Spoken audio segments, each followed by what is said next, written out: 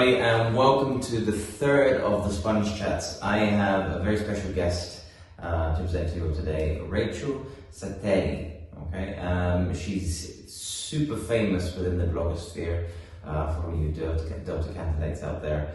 Her blog, The TEFL Zone, is really popular amongst teachers, and Rachel's in a unique position because she, unlike Chris and Borja, who have been teacher training for many years, Rachel is quite fresh into teacher training, as she calls it, the in-between. So she is in the unique experience that she can provide us with loads of information on how she's doing it now. Okay, for those of you that are looking to move into teacher training, now her experience is really relevant to you.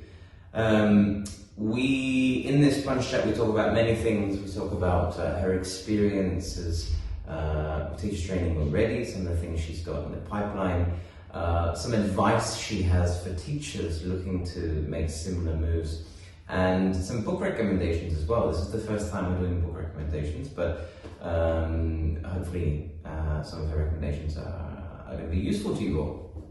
Okay, so without further ado, take a listen, have a watch, let us know what you think. Don't forget to subscribe, and I look forward to hearing your comments. Okay, bye.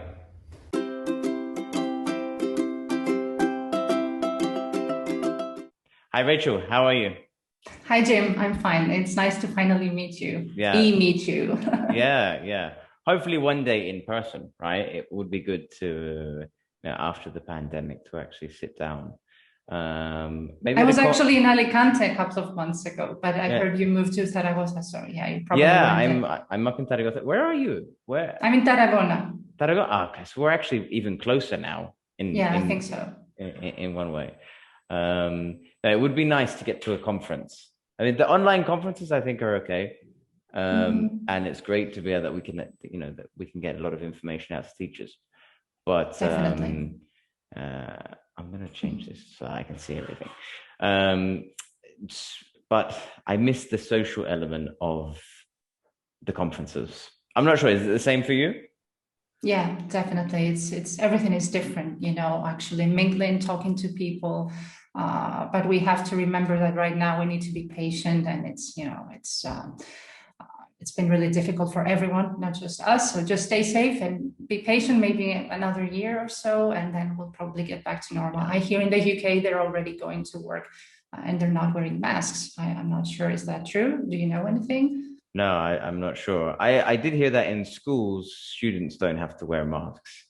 But I kind of think here in Spain, we're kind of a long way off that. Probably so. Probably. But the end is in sight. I mean, I see a lot of positives. I mean, it's been obviously a very negative situation, but I mean, thinking about our sector, it's been around the world, the ELT sector has been kind of heavily affected. But in one aspect, I have actually seen it as good because it's pushed the sector to kind of modernize in many aspects, I think. Obviously, coronavirus was the catalyst, and it was a very negative catalyst, but we can look for the positives in the negative, right? So we found other ways to connect and keep working and keep developing. There were a lot of opportunities to learn through webinars, through communities of practice, teaching groups, reading blogs, blogging. A lot of people got motivated to start their own blog and share also their own experiences, teaching online and all that. So I guess we found a way. Teachers always find a way. Exactly, yeah, which is great. Okay, so let's just run quickly over why we're here this morning / this afternoon. So the idea of Sponge Chats is, I mean, you yourself, you're a blogger, and I'm not sure if you get many emails from teachers, but I get lots of emails, and they always ask, okay, you're a teacher trainer or you're involved in this group. How did you get there? So what was sort of the process from becoming a teacher and then moving into that position? And the objective of these Sponge Chats is to speak to not only teacher trainers, but material developers, academic managers around the world in different contexts to try and get an understanding of the routes they've taken to get to where they are. Because the more that I speak with people, and especially even in my own context, they're very different. The routes people take are quite personal. There's no one fixed sort of route to become a teacher trainer or to become an academic manager. And I find it really interesting. The idea, though, is to give this information out to teachers to hopefully encourage them to, one, stay in the industry, because I think that's a big issue that we have, and hopefully give them an understanding of the options that they can take. You yourself, I think you're in a very unique position. You've recently moved into teacher training. I'm an in-betweener. Yeah. In-betweener, yeah. You know, I've spoken to a few people. I've spoken to Borja and Chris Rowland, and they're also quite well established. But I think it's good to get a mix, and you're like at the as you said, the in-between, getting into there. And so I'd like to sort of go into there, delve a little bit deeper into the reasons why and how you're getting there. So could you give us a rundown of Rachel? Where'd you come from teaching, and then how did you get to where you are now? Okay, so I started teaching 7 years ago. It was a career change. I wasn't always a teacher. I did the CELTA because I wanted to see if I'm any good. You know, it was tough, but I survived it, and I realized that yes, this is what I want to do. It makes me, you know, it's fulfilling. It makes me happy. I went to Oxford straight after that, you know, summer school, my first experience as a teacher. It was, again, a short course, 3 weeks or so. I taught teenagers, and that was not exactly a smooth transition. I'm sure Chris would agree as well. Because on the CELTA, you know, you deal with adults, but it was a steep learning curve for sure. And I enjoyed it because afterwards I actually wrote my module 3 assignment on teaching teenagers. So wow. Yeah. So after that, I actually landed my first serious teaching job, let's say. I went to Tarifa. I stayed there for 3 years. The first year I worked as a teacher, and the next 2 years I was promoted to a senior teacher. So I observed my colleagues, I gave them feedback on their classes. I organized and ran monthly training sessions. So I got some experience at that time, but there's a big but, you know, I didn't do so well because I barely had any teaching experience. You can imagine no formal trainer training. So you can imagine how I gave feedback, for example, right? It wasn't easy for me. I made a lot of mistakes. I'm sure you can imagine what kind of mistakes, like being prescriptive. You should do this, you should do that. Yeah. Directive all the time, not including a more collaborative style.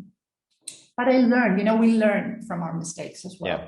But when we fail, we need to recognize that. But that's also when I realized that there's more to teaching. You know, maybe I can also work as a teacher trainer in the future when I learn more about it. So after that, I just kind of lived around Europe because of my husband's job. We moved a lot, and I only worked part-time wherever I could find work, teaching work. And that's when I decided, you know, I should do the Delta now because I have a lot of time on my hands and I want to learn more about the language, about teaching. So I started with module 1, you know, bit by bit. And I think it really helped me develop as a teacher. It was not a piece of paper for me. You know, I really learned a lot.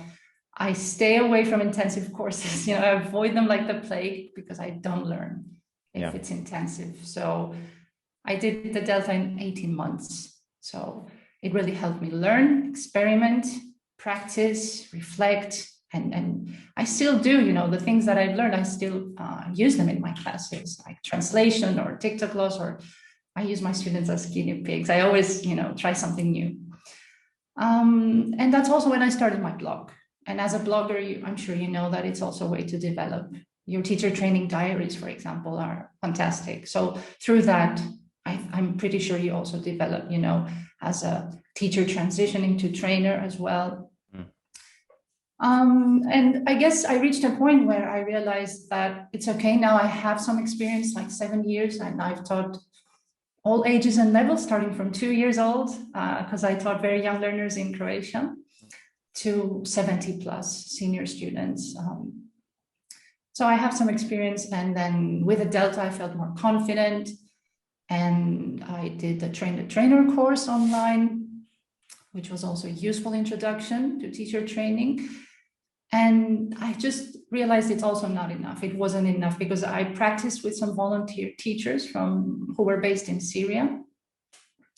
I gave feedback, I gave them feedback. And again, I felt I was missing more knowledge. I needed more help with that. So I thought it was time maybe to start a master's anyway. So why not do something I'm genuinely interested in? Yep. And now that I'm doing the trainer development course, I really feel that, I'm going to learn much more, and it's going to prepare me to be a better trainer, perhaps, in the next couple of months or next year or so. Oh, brilliant. Wow. It's funny because your progression, the way that you've done is so uncannily similar to my own.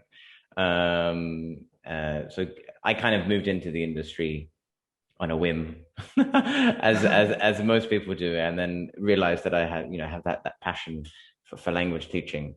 And then obviously I did a cert TESOL, I remember I did Delta, and I did the game training trainer as well. I remember.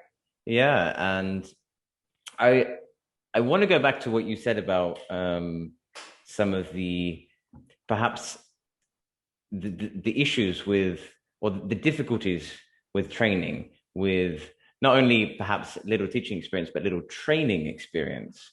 How did you find, so obviously when you were giving those training sessions, and I've been there as well, my first year that I was a trainer, I felt way out of the depth that I should have been in. How did you feel, and how did you sort of overcome on those issues in the moment? I didn't have issues with delivering sessions. It must have been the only thing I did well, to be honest. So it was like teaching. That's the way I saw it, So I wanted to plan a session. I had my aims, I had my materials. I included a lot of different activities, smoothly, transitioning to achieving my aims.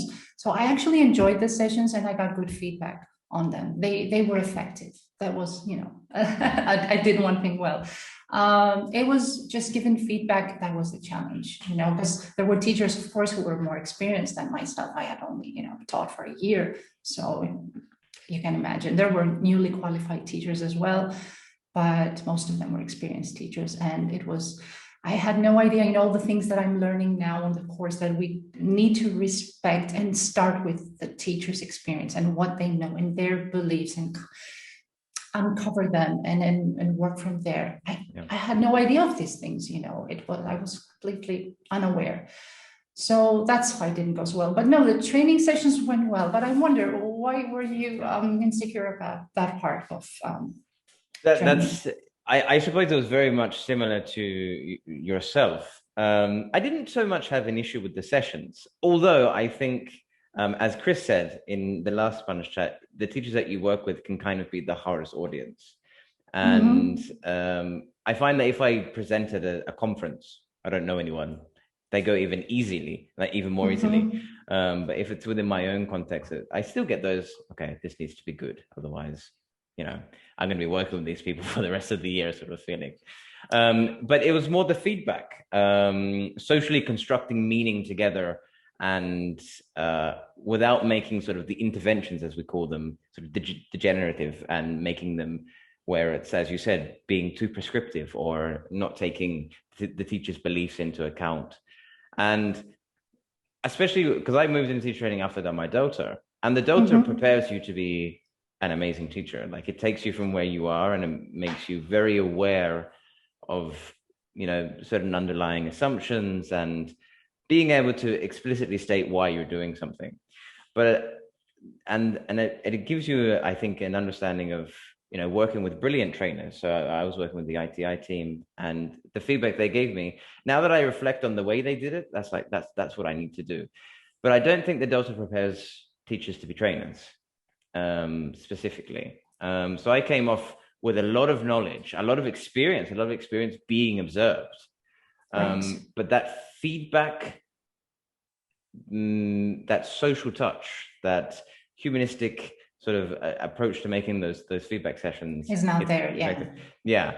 And so that's one thing that even now I reflect, like, because I've done a few things where I record just with my phone. I record the feedback sessions and I listen to my questions. And that's great. Yeah. And I think, okay, went a bit wrong there, but it was quite positive there. So that was my issue, and still something that I reflect on now. And it's interesting that you're starting the Nile MA, right?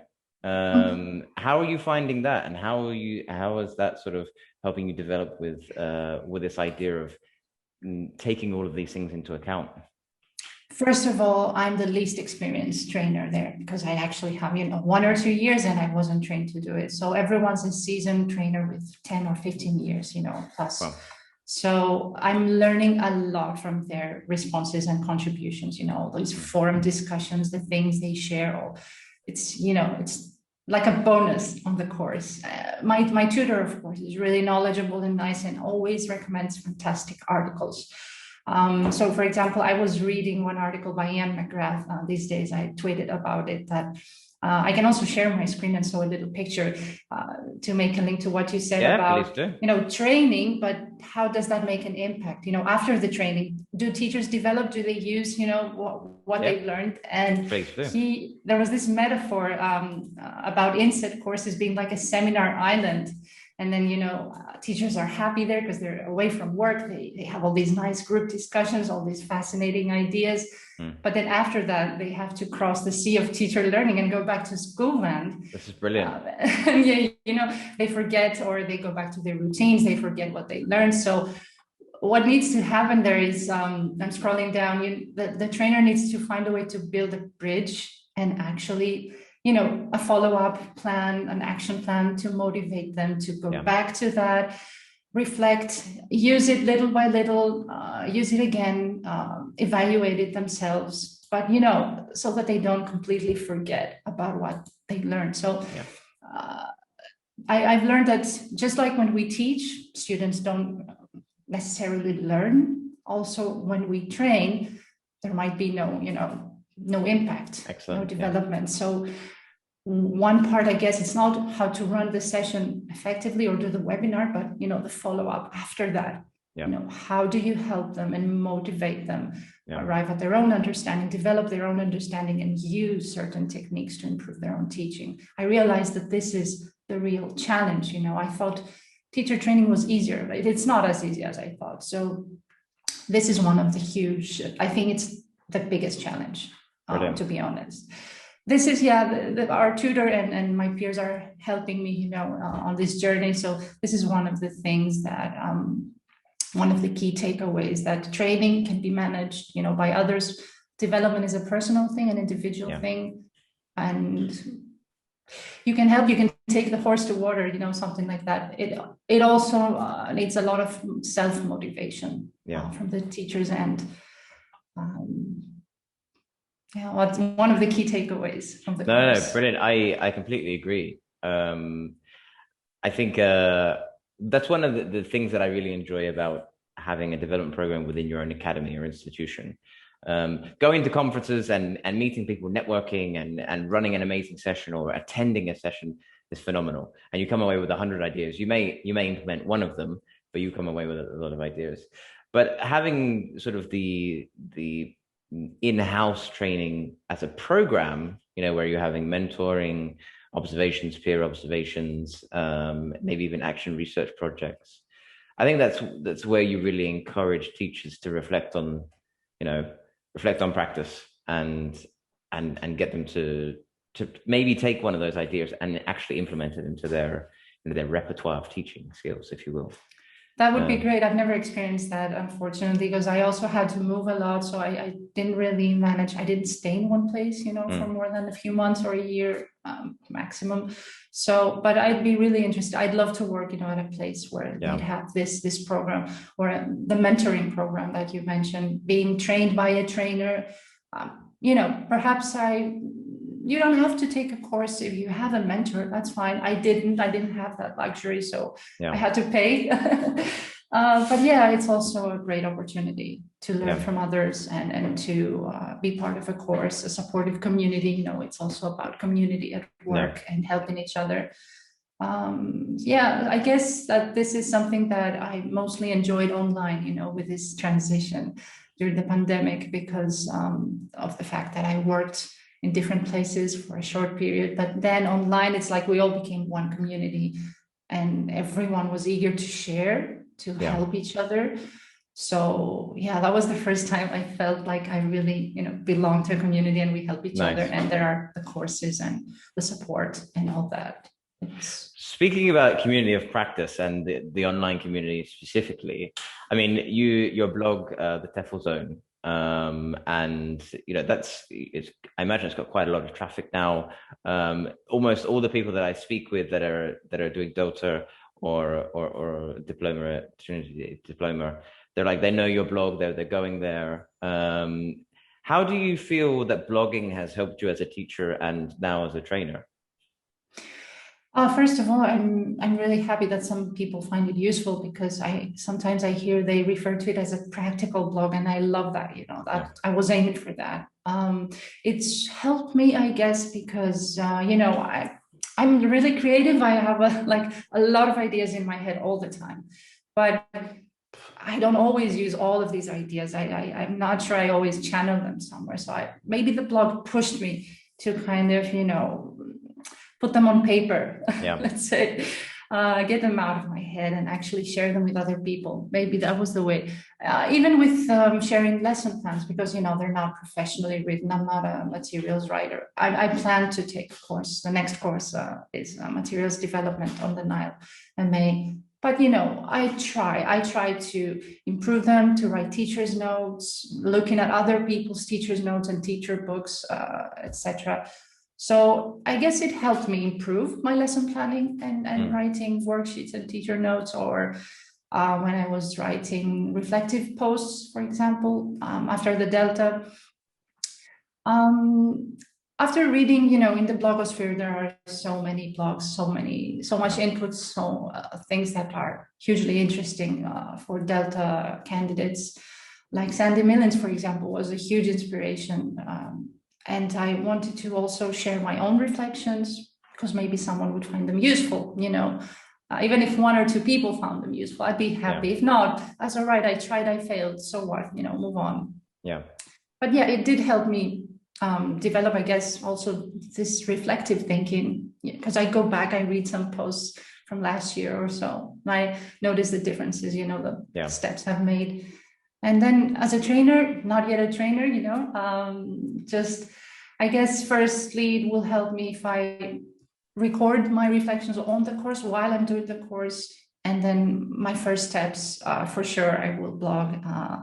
I'm in the process of working with some volunteer teachers now, helping them, and they help me, you know, in return. So I do some sessions and I record them, then I watch them, you know, and I analyze my talk, all the transitions and all the stages. So yeah, I will be blogging about that. Excellent. And I'm always looking for new teachers. So if there are any newly qualified teachers who need help, they can contact me and we can help each other, because, you know, this is good practice for me.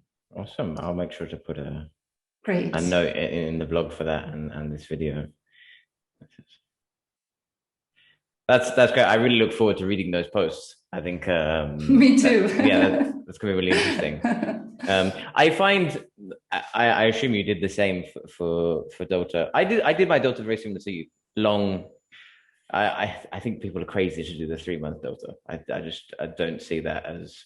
I mean, people that do it, great. You know, like good for you, but not for me. Yeah, no. I did it over 2 years, and I felt like because I had that amount of time, I was able to sort of synthesize, and because I mean, you come away with Delta realizing how much you don't know, and then, you know, I've got all these books here, and I've read maybe half of them, so I forgot what I was going to ask. I'm talking too much. What was I going to say? No, it's true. No, that really helps you. Yeah, go on. Yeah, no, sorry. I was going to ask, recording yourself is quite difficult. So for the Delta, I recorded my lessons, and I was very much like, oh, okay. The first one you record and you listen to yourself, and you give instructions for about 4 minutes, and then learn. You know, And so then I did the same for the training. What are some of the things that you're picking up when you're watching these sessions back? Is there anything that you're like, oh, that's good, or oh, I need to change that? I haven't done a lot of them. It's just one or two so far. So, but I think I like the fact that I manage my talk effectively, like, because I've focused a lot on my teacher talk as well as a teacher, you know, recording, analyzing the type of questions, the length also of the questions, all the exchanges.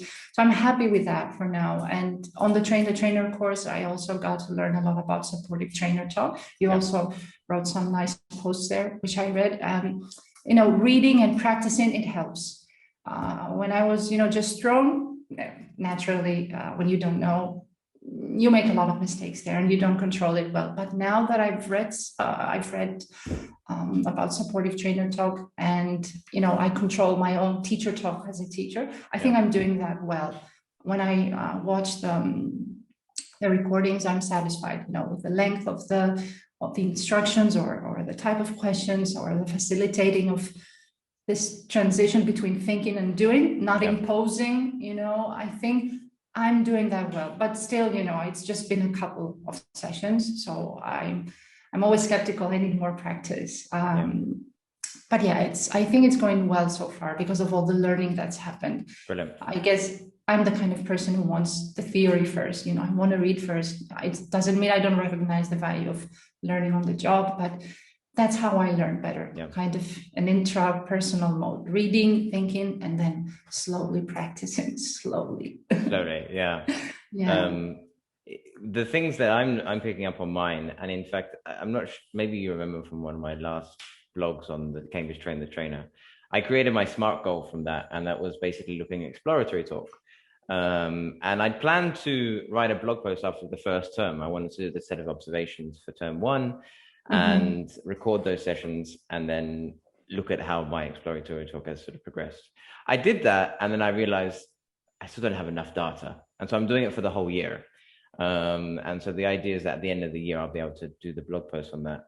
But this is one of the things, like going back and listening, and it's an area that I think is lacking within teacher trainer training, is this idea of being observed while you're training, or giving feedback sessions. I'm not sure if they do this on the Nile, where you can provide... It's part of the there are, for now, it's just online interactions, forum discussions, you know, reading and stuff.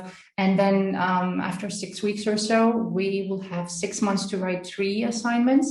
And one of those tasks, portfolio tasks, is to actually record one of your sessions. This is what I'm practicing now. And analyze your trainer talk. So amazing. Yeah, this will be great. I'm really looking forward to that. I think I'm going to learn a lot by doing that. So yeah, we didn't do that on the trainer course. Obviously, it was, you know, a short course. But that is not missing from the trainer development course I'm doing now. It's going to help a lot. I'm looking to start my master's in September. It's not the Nile MA, unfortunately, but that will be one of the ones I do in the future as well. Fantastic. Yeah, good definitely. luck. But we'll see what happens. Will you be working full-time though, or part-time? Full-time, but I because I'm now sort of in a teacher trainer assistant DOS position. So less teaching hours, not a lot less. I'd love to have this, but like Chris was saying, 20, for example, 20 a week or something. Yeah, about 15 to 20. So I like having reduced timetable, but I don't want to be out of touch with teaching, in a sense. One thing that I have found with many teacher trainers that have been training for many years, they get snapped up by the publishers, okay? And they have brilliant ideas, but they haven't been in the classroom for 5 or 10 years. And I'm not saying that their ideas are bad, but perhaps there are things that change, small changes in the teaching dynamic over the years. And I like being in touch with the learners and knowing something that's right for my context. Me too, yeah. So that's sort of my situation at the moment. I also train for Cambridge University Press and Cambridge Assessment at the moment. We're doing sort of online sessions around Spain and Portugal. So Brilliant. my schedule is pretty busy. So we'll see how we will go with the masters next year. I'm sure you'll do great. I'm sure you'll do great. Look forward to reading your posts. Yeah. Yeah. Right. So thinking about the courses that you've done plenty of courses, all the big names. You're currently doing your MA. What about other teachers that are kind of maybe were in a similar situation to us, 5 years ago? What advice would you have for them regarding one, either moving or staying in teaching and becoming a better teacher, or two, thinking maybe they're already at that stage. Maybe they're thinking, do I make the move to teacher training or to some other academic management position? What advice would you have for them? So I have a little issue with the word advice. Have you read the book, The Portrait of Dorian Gray? No, I haven't. I've seen the movie. So there's this guy, Henry Wotton, that says at some point, all influence is immoral, because to influence a person is like to give them your own soul, or they become an echo of your music. And I'm a bit afraid to use the word advice because we all have our own path, it's the aim of life, it says, is self-development and stuff. So I can say, I don't have any formulas. I can say what I remind myself, what I tell myself and what I've learned on this journey, that first of all, it's fair to learn how to evaluate your own teaching, first of all, critically. And the Delta actually module 2, this course really helped me there, helped me put my teaching under the microscope. There are like 3 pages of criteria, I don't even remember.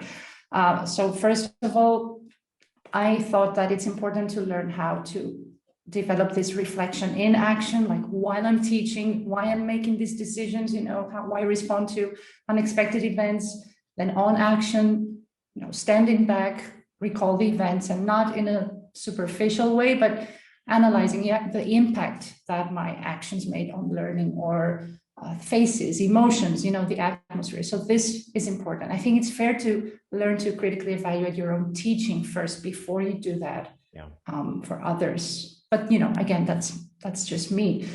Would you agree? Just, out of curiosity. 100%. I think anyone who's looking to move into, I think if anyone who's looking to become an even better teacher, you need to critically evaluate yourself.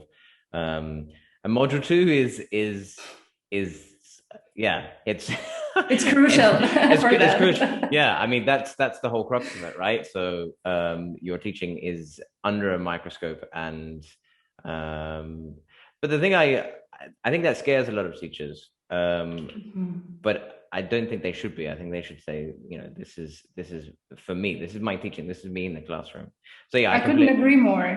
Because I've heard the phrase. I also talked about it on the course, the ego crusher. And I think it doesn't help to see it that way, because, you also pay a lot of money. I mean, I've paid more than 5,000, including costs, traveling costs and books for the Delta. So you don't pay all that money to just confirm what you already know. You want to learn something new. You want everything to be new, so that you feel like you've actually also spent a lot of money, but you've gained a lot as well. So don't bring your ego to the course, I guess I'd say. That's what I tell my friends, not people I don't know. Like, don't bring your ego, just be open and learn, right? It's not an ego crusher. It's a place where you will learn a lot. Then I guess another thing that I remind myself is to practice what I preach, and use my skills as a teacher as well. So when I'm in a session, I observe the trainer and I expect to see examples of good practice, like clear instructions, setting up tasks well, collecting feedback, giving useful feedback, wrapping up the session, summarizing. We have a lot of skills as teachers that we can transfer to training. Of course, doesn't mean that because you're a good teacher, you can magically become a trainer. At least that's what I thought, but no, I was wrong. But we have a lot of skills that we can transfer. So it's good to remember that. Because, for example, lectures, are not the only way, or webinars. There are a lot of other types of input you can use, or a lot of activities you can include. And just like we don't want to bore our students to death, it has to be kind of the same with teachers. I think that one other thing that I think I did well when I was a senior teacher was that I welcomed observation. So my door was always open, and teachers, could just come in and observe whenever they wanted. So that made them also comfortable to be observed. Yeah. And I would spend some time discussing my lessons with them afterwards. So I guess if you do that, it also helps reduce that anxiety that is, linked to observation. So the more you welcome them in your classroom or teach a class for them, I've done that online as well and I've had like 4 teachers observing. I've been observed a lot. So this is something I'm comfortable with, over 30 or 40 times in all these years. So maybe that helps reduce that anxiety. So yeah, and when I think that's something that I've learned on the course is that don't give tips, because it's kind of at a superficial level, but we need to, as you said before, like explicitly justify what's the rationale behind the activity, like the what, the how, and the why. Why are we doing this? Yeah. So the more we explore the why, we help teachers understand, arrive at their own understanding, maybe, of what every activity does. One activity you might remember from the Delta, from Module 2, may have like 5 stage aims, not only one. So it's important to uncover that. And yeah, it's also what both Borja and Chris, I think, mentioned, that this, the fact that training does not really mean development. So the job of the trainer will also be to motivate teachers and kind of build that bridge, to to help them remember what they learned and support them, and then gradually removing that scaffold, like support them, help them experiment. These first times will be hard, will be difficult, and just be there for them. Yeah. No, I completely agree with all of your points. I think we're going back to the one where you said, like, practicing what you preach in your sessions. The concepts, I suppose, that was eye-opening for me on the Train the Trainer course was the idea of backwash in training sessions, which I hadn't thought about before. And so now I think about, what example do we want to set teachers so they can take away these examples and use them in their own teaching. Mm-hmm. Observation as well. I'm going to use destigmatizing. I'm not sure if it's a word, but we'll run with it. So to destigmatize this idea that observation needs to be this crushing experience.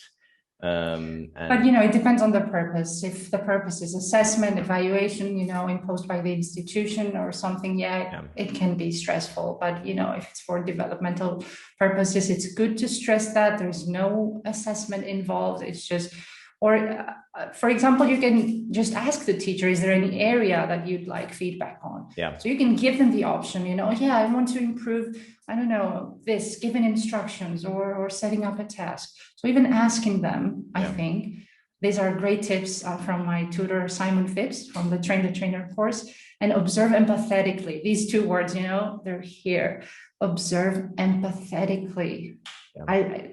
I know it's like stating the obvious, but no, I didn't know that, so I think this is very useful tip. Observe empathetically, always. And I think that's a skill that takes time to develop. It does. Even now, I see when I observe teachers, and I know that there are many things wrong with that activity or why they're doing it. And their justification for that is not supported by any research. But you can't stamp on that. You have to put yourself in their shoes and see it from their perspective, and that's difficult sometimes. It is, yeah. And I think that's one of the things that still developing as we go. And I'm lucky enough that I've been in situations with trainers that were amazing at that. So I have a number of good examples to go back to say, that's why they were doing that. But like you said, not all good teachers make good trainers. And I think there's a lot of perhaps examples of poor management with training in institutions that have maybe stigmatized observation for many teachers and causes unnecessary stress. A little bit of stress is good, I suppose. It's facilitative, right? But a little bit, as you said. A little bit. Yeah. Right. Well, thank you very much for those pieces of advice. Yeah, that building the bridge for development, I really like that. Yeah, me too. Quite a revelation. Yeah, definitely. Right. So thinking about Rachel now, you've done a lot of things. I want to focus on the blog for a sec because for me, blogging has been one of the biggest, let's say, not only tools for development, but also for my career. It's helped me establish opportunities for jobs, moving into training and having something that's out there. There's something that's, can be critically evaluated by anyone. It adds an edge to the CV as well, right? Yeah. It's like not a portfolio, but you send the link, people can see examples of your work. So I guess. Yeah. What I was reading a blog this morning and I realized that you were doing the lesson jams, but you were in the place of, was it Miles? Is it Miles? I'm not doing the lesson jams anymore. No, I don't have time. Yeah.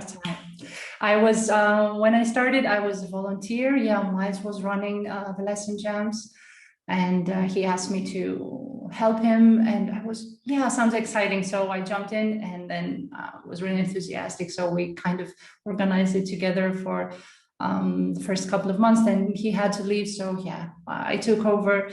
It was great. It was, as you said before, it was great putting a voice actually to the picture, because now we've become Facebook pictures, we all interact there, so we just see each other's faces. But it was nice to talk to people. Sometimes we had like 30 people in a session, and at first I also joined the breakout rooms, but then I just facilitated it. But it was great, just that I no longer have time for it. I have to teach, I have to study, I have to practice training, I have to reflect, I have to blog, I had to give something up, unfortunately. Yeah. But it was a great experience. Yeah. What other, I know that you have so much work on at the moment, it's crazy. But are there any other projects in the pipeline? Any other ideas for the future? I don't know. Well, for now, I'm also part of the PronSIG family, the IATEFL PronSIG. So we have a lot coming up in June, the IATEFL conference. So there are some events there, and it's really nice helping them and learning from them. They are all really motivated educators, really passionate about teaching pronunciation, which is something, it's an area of interest for myself and yourself, as far as I remember. Yeah. So I'm learning a lot, from the journal and from there. I don't want to reveal. There are some projects coming up, like some videos and stuff. So that will be interesting and fun. So that will be something I'll be doing in the next couple of months as well. And I don't know. I think I will just need to practice what I'm learning. I really want to practice sufficiently. I want to have time to apply what I learn one by one, because there are a lot of things, a lot of techniques, different observation tasks, and I want to start not ticking the boxes, but, doing some tasks and then analyzing them. So I think by the end of the year, I'll feel much more confident to apply for training jobs. I'm not there yet. I don't think that I'm there yet. So I want to finish my studies, this particular course, and the assignments, and then I'd like to think I'll be ready for it. I'll watch the video after a year and then we'll see. No, very nice. Okay, one last thing. If you had to identify, well, first of all, I'm a recently new member to IATEFL as well. I chose the teacher training and education SIG. So looking forward to seeing some of the differences, from the main IATEFL site to the other ones. I'm looking to get involved with writing special interest groups. So also looking to attend some of the meetings and the conferences. But I would say pronunciation is an area that you really, really enjoy. Would you say that's your favorite area to do with perhaps running sessions for teachers? Yeah, one of my favorite areas for sure. That and teacher talk, because I've done a lot of reading on that. I've written a blog post as well, and I'm still reading about it. And now as a trainer, what we talked about, trainer talk. So definitely, phonology. I was so intimidated at first. Maybe it was one of the reasons I've been postponing the Delta. I think I was like, oh, it must be really hard. But now, you know, after reading about it and studying it, it got me all excited because it was like breaking codes or something with the phonemic script, you know, and I use the same enthusiasm when I show it to my students, and they like, oh yeah, what's this word? For example, to correct mistakes, you know, let me just quickly, we can open the whiteboard. Is that okay? Of course, go for it. All right. So I would just, you know, write these two words. Okay, can you find the words? You know, typical mistakes, minute, maybe in Spanish, or serious or serious and stuff. So you just write the words, the transcription, and they have to find the word, and they get all excited, you know, this decoding. So yeah, and I've learned so many different ways of teaching using activities. I've also read some books like Laura Patsko's book about writing pronunciation activities. So yeah, I feel more confident, and I would love to also run sessions on using different activities to focus on pronunciation. Definitely. Nice. Yeah, I completely agree that it's you know, even just showing the, you know, English phonemes to teachers, they're like, take it away. So yeah, they like it. Yeah, phonology is kind of like you said, a daunting area for many teachers when it need not be. And in fact, I think it's detrimental that many teachers think of it like that. I think you need to scaffold, you know, the process, because if you just present all the phonemes and then you give them a word and you show them where each phoneme is used, it's kind of, you know, intimidating. It's a lot of sound. I think breaking it down to parts and then running a number of sessions could help scaffolding the process a little, because it is difficult. It's not like it's easy. No, definitely not. If done the right way, I guess, yeah, it can help. But also the principles of understanding phonology and how that, you know, and understanding how phonology benefits other, you know, the skills, and you know, we were talking about that talk with Robin Walker the other day. I think he was a great talk. He breaks it down quite nicely. So yeah, pronunciation, phonology, a really, really nice area. Speaking about how it helps, you know, improve listening skills, which is like the biggest weakness that students have. Combining the two really helps. Sorry, you were saying something. No, I was going to mention books before we finish up today. If you had to, I haven't actually asked this to anyone. Yeah, you're the first person in the Sponge Chats that I'm asking this to. If you had to recommend a number of books, so let's go 2 areas, okay, for teaching and then training. Can I just send you an email with like 100 books? 100, right? Okay, so you're limited to 2 or 3 in each. 2 or 3 in each. Okay, so Catherine Nuttall for reading. I think I only have this one, and actually I haven't really explored reading, to be honest, because I kind of take it for granted. You know, I'm one of those people. So I've read this book, really interesting. It describes like text attack skills, and I found it very useful and practical. Then listening, you know, I'm John Field, Listening in the Language Classroom, my favorite book. Caldwell's books, all of them. They've been really helpful and also helped me understand about phonology and decoding the acoustic signal and the connection between listening and pronunciation. Then vocabulary, I don't know, there are so many. The Lexical Approach, teaching lexically as well, is a great book. It's called Thornbury's Teaching Vocabulary, like the first book I read. It's really helpful. But there are a lot of other titles. I'm currently actually reading some books. I don't remember the titles, but I can, you know, email you. And then, definitely. What about for teacher training? I imagine that you're reading quite a bit at the moment. So yeah, there's this advising and supporting teachers that you also read, and you started blogging. Oh no, that's that's Thornton, and someone else. That's what I'm reading at the moment. And Wallace is the other one. Is that correct? Wallace is this one. The other is Randall and Thornton. Actually, here. Yeah. So this is great. It's training that one's for amazing, language teachers as well. There's another ebook on Amazon, quite affordable as well. It has to do with observation and feedback. I don't remember the title, but I can send it to you. And I've ordered a couple more. They're on the way. This one is good as well. Teaching teachers processes and whatever it says, and practices. Okay. It's also a really good classroom observation tasks, good for both teachers and trainers or in-betweeners like myself. So funny because I have that right here as well. Yeah. Oh, it's fantastic. It's great. I want to do all the tasks. Yeah. No, I mean, all of the books that you just mentioned were the ones that I had in mind. And really there are a number that I would like to read. For example, there's From Teacher to Manager, and then there's John Hughes' a practical introduction. A guide to teacher training. Yeah. I've ordered a couple more. A workbook for teachers, Adrian Dorf, I think. I'm not sure. Yeah, this must be good. Like also practical tasks, and there are a lot of books, I think from Cambridge University Press as well, with training materials, materials for training sessions that for us, rookie trainers like myself is a good start. A teacher, first you start with a course book, then you adapt it, then you create your own materials. But as a rookie trainer, I will first, kind of use ready-made materials, then slightly adapt them and then make my own, I guess. Yeah, definitely, 100%.